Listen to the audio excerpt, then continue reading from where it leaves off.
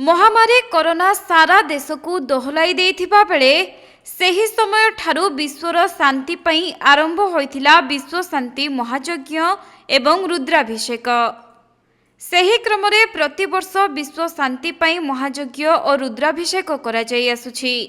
आउ चलित वर्ष मध्य मयूरभंज जिला सारस्कणा ब्लॉक झारपोखरिया पंचायत बॉम्बे छक अंचलर सचेतन युवपीढ़ी द्वारा लोकनाथ मंदिर प्रांगण में आध्यात्मिक कार्यक्रम शुभारंभ हो जाइछि।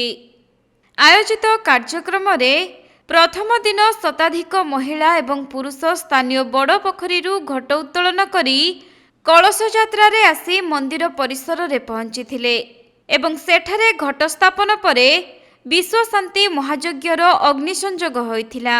सेहीपरि लोकनाथଙ୍କ निकटरे 108 लिटर क्षीर रे रुद्राभिषेक करा जाई पूजार्चना करा जाइछि।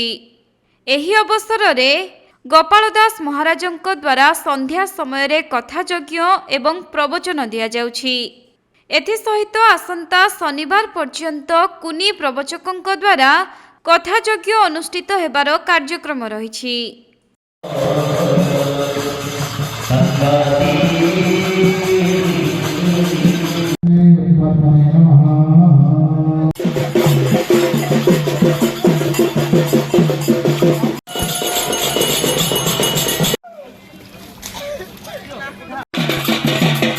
मयूरभंज जिला सारस्कणारू तपन कुमार दंडपाटଙ୍କ रिपोर्ट कोणार्क लाइव।